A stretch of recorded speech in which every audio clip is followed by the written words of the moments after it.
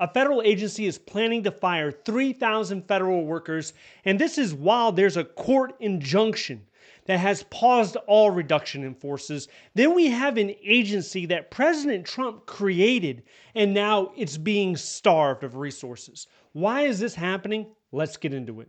A federal judge in California issued a court order pausing layoffs at 17 agencies. Despite that, the State Department might ignore the court order. On Wednesday, the judge said the State Department's plan to fire 3,400 federal workers, it could be in violation of the injunction.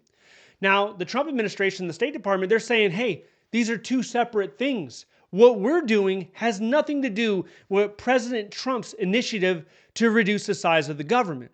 So the judge, not entirely convinced just yet, she's asking for more proof on Monday. So we're expecting a big hearing on June 12th or 13th. So where are these over 3,000 job cuts coming from? 2,000 are direct terminations, a RIF, and 1,400 are deferred resignations. Overall, it could impact 300 plus offices in the State Department. It can even impact U.S. aid, because as you know, they're supposed to have a merger take place where U.S. aid is supposed to fall under the State Department. It's not just the State Department, though. You also have the Housing and Urban Development Department, HUD. They've been refiring probationary employees. And the Health and Human Services, HHS, that agency was actually offboarding people after the judge's order, after the court-ordered injunction. So like pretty much everything concerning the federal workforce in 2025, it's been a mess. In the State Department, the actual separations for civil servants, that's supposed to be in August. And for the Foreign Service officers, that's supposed to be in October. But we're still talking about thousands of jobs being lost here. And like I said, they're trying to distinguish this away from President Trump's orders. And Marco Rubio, the leader of the State Department, he serves at the pleasure of the president. Like every cabinet secretary, they all serve at the pleasure of the president. They follow orders.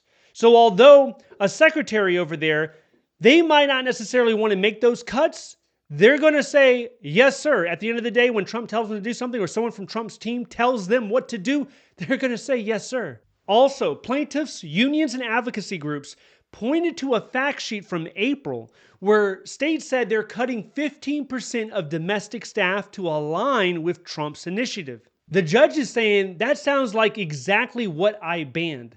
So what would happen? Let's do a thought experiment. Let's say Marco Rubio says, the heck with it. I'm still going to lay these individuals off, even after it's found that the judge's injunction is supposed to be upheld. What would happen in that type of scenario?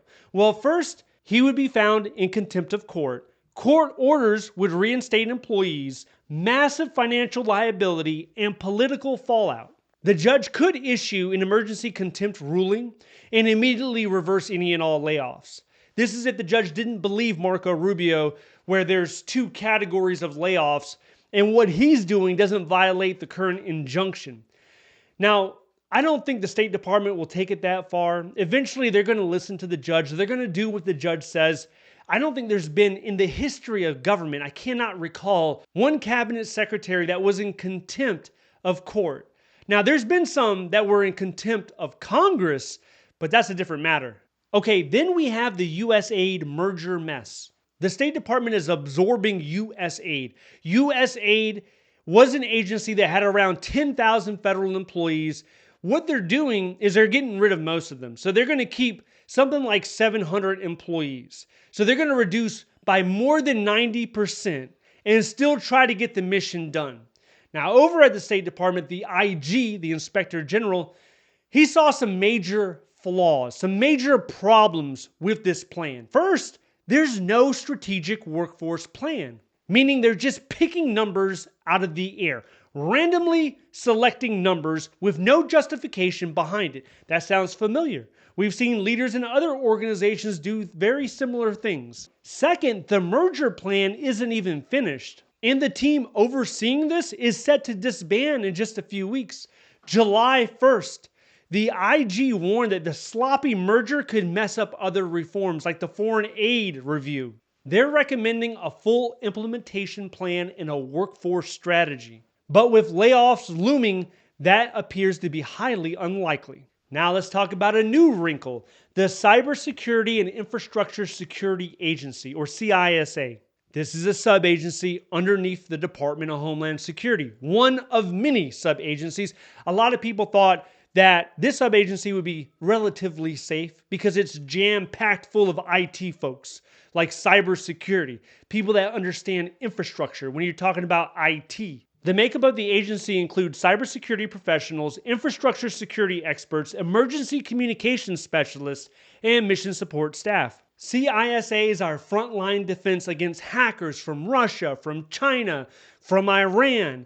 They safeguard the power grid. They safeguard a lot of the infrastructure that we have here in this country. Unfortunately, they're going to be hit with a massive cut. They're going from 3,000 to 2,000 in their workforce. It's 1,000. That's like 30%. 30% of their agency is on the chopping block. Their budget is going to be reduced by $500 million.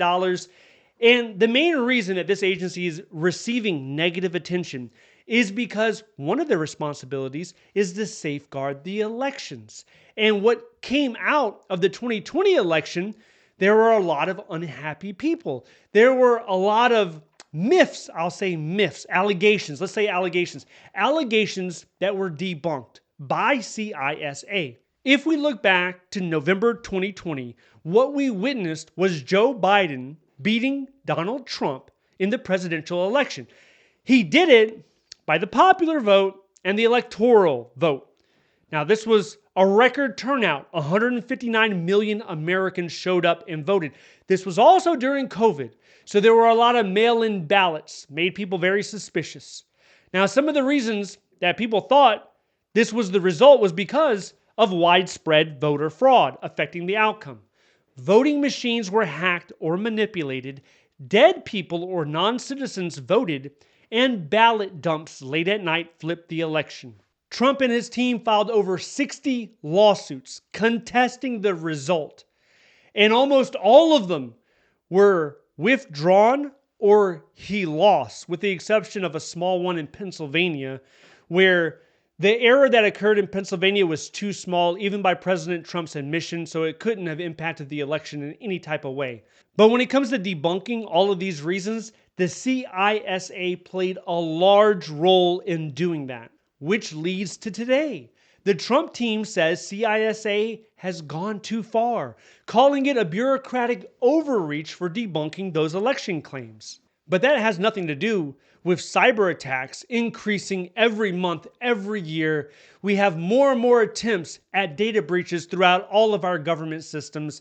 And another thing that's really interesting about this agency, about the CISA, is the agency was created, it was formed under President Trump during his first term.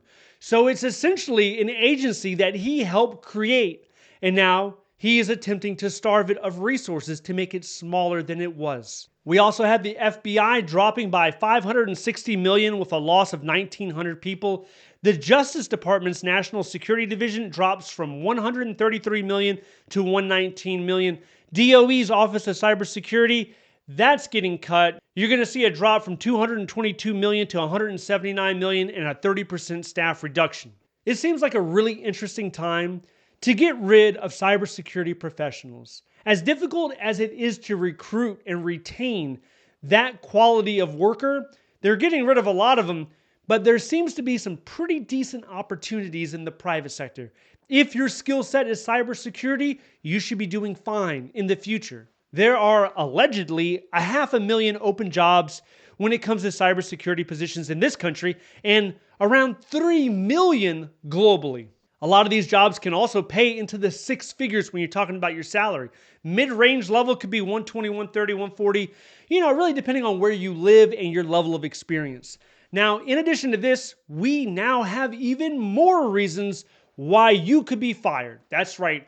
We have something called suitability and fitness checks that are being expanded. Initially, it was just for new applicants, people coming into the federal government. Well, now there's a push, there's an expansion effort making it for every single federal employee, all 2 million federal employees. It would apply and it would provide additional ways to fire these individuals. If you're interested in that, check this video out next. Stay updated by signing up to the free newsletter down below. Thank you so much for watching. I'll see you in the next one.